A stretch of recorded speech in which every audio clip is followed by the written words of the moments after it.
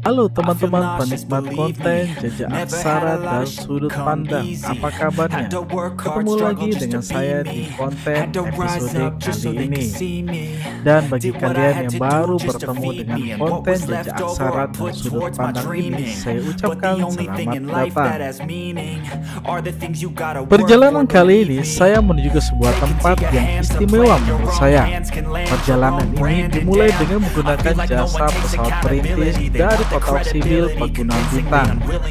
Dan bagi kalian yang ingin tahu pengalaman saya naik pesawat ini, tonton konten saya di episode sebelumnya, karena pengalaman itu adalah pengalaman yang sangat seru dan berkesan sekali.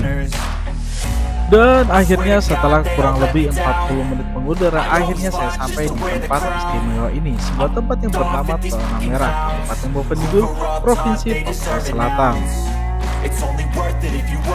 Dan dari tempat ini saya masih melanjutkan perjalanan ke sebuah tempat yang sangat historis sekali.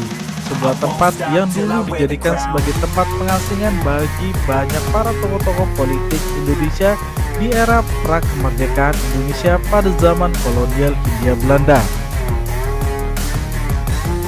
Dan salah satu tokoh di antara ribuan orang yang dibuang di Bovendigul ini adalah Muhammad Hatta, atau yang dikenal juga dengan nama panggilan Bung Hatta, tokoh proklamator Indonesia yang dibuang pada tahun 1935.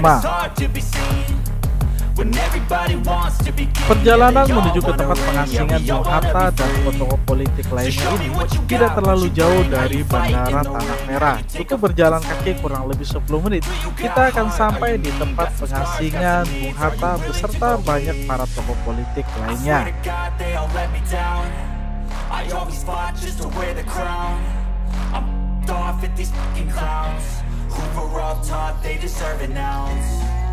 Di tempat ini saya bertemu dengan Pak Julianus. Pak Julianus sendiri adalah salah satu orang yang menjaga tempat pengasingan Bung Hatta dan tokoh-tokoh nasionalis lainnya.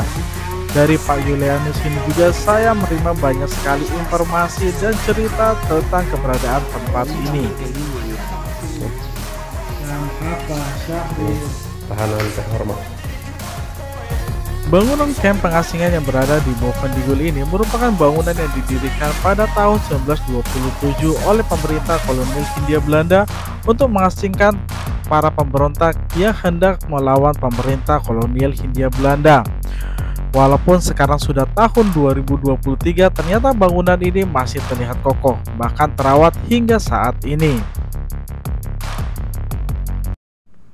Di antara semua bangunan ini terdapat salah satu ruangan yang ditunjukkan oleh Pak Julianus, sebuah ruangan yang sebelumnya menjadi ruangan yang digunakan oleh Bung Hatta, sang proklamator Indonesia. Dalam catatan sejarahnya, Bung Hatta diasingkan ke Tanah Merah ini setelah didakwa bersalah atas sikap non-kooperatifnya.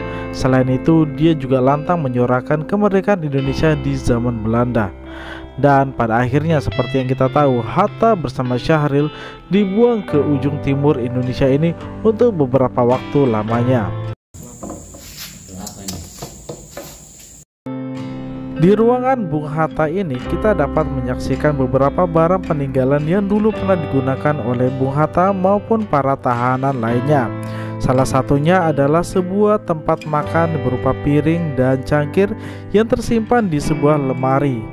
Selain itu, yang menjadi salah satu barang antik yang ada di tempat ini adalah sebuah kursi panjang yang bertuliskan M. Hatta atau Muhammad Hatta. Dulu katanya Muhammad Hatta sering duduk di kursi panjang ini sambil memikirkan bagaimana nasib Indonesia dan berdiskusi panjang dengan para narapidana politik lainnya. Peninggalan benda-benda yang tersimpan ini merupakan saksi bisu dari berbagai peristiwa sejarah yang terjadi di masa itu.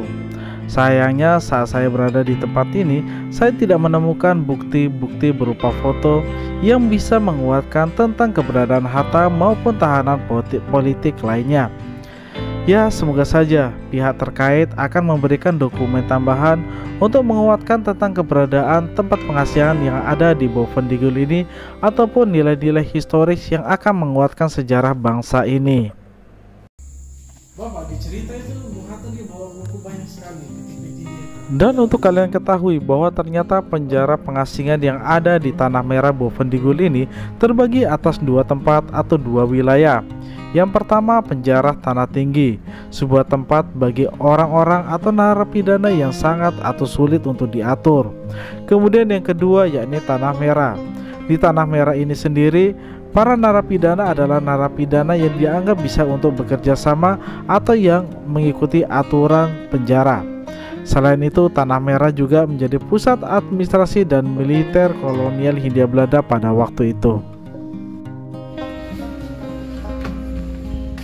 Setelah saya melihat ruangan Bung Hatta dan ruangan yang berkapasitas besar, saya bersama Pak Julianus dan Pak Guru Musa menuju ke beberapa ruangan lainnya yang juga merupakan ruangan bagi tahanan-tahanan politik. Di ruangan-ruangan inilah kemudian Pak Julianus mengatakan bahwa salah satu ruangan di sini adalah ruangan yang dulu pernah dipakai oleh Sultan Syahrir.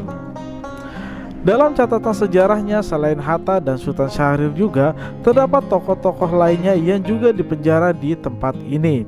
Antara lain Mas Marco Kartodikromo, Ali Arkham, Marwoto, Sukasumitro, Gusti Burhanuddin, dan ada yang bernama Mas Kun. Tempat pengasingan yang dibuat oleh Kapten Becking kolonial Hindia Belanda ini bisa menampung ribuan tahanan. Mulai dari sejak awal berdiri 1927, tempat ini sudah berisi banyak sekali tahanan-tahanan yang berasal dari luar Papua. Ada yang dari Sumatera, ada yang dari Sulawesi, bahkan ada yang dari Jawa. Dan ruang selanjutnya yang saya masuki adalah ruangan yang biasa untuk menyediakan makanan atau dapur. Di ruangan besar inilah kemudian Pak Julianus mengatakan bahwa semua alat-alat yang ada di dalam dapur ini adalah alat-alat yang asli yang dulu pernah digunakan di era kolonial Hindia Belanda yang digunakan oleh para narapidana.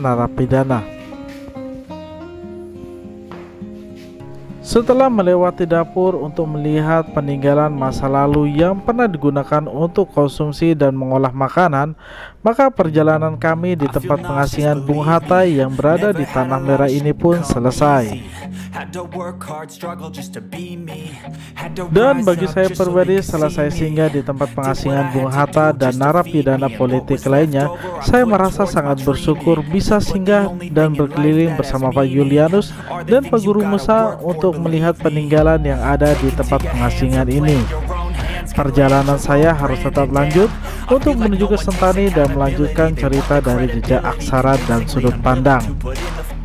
Terima kasih untuk teman-teman yang sudah menonton konten saya dari awal hingga akhir ini. Sampai jumpa di konten seru saya lainnya, tetap di jejak aksara dan sudut pandang.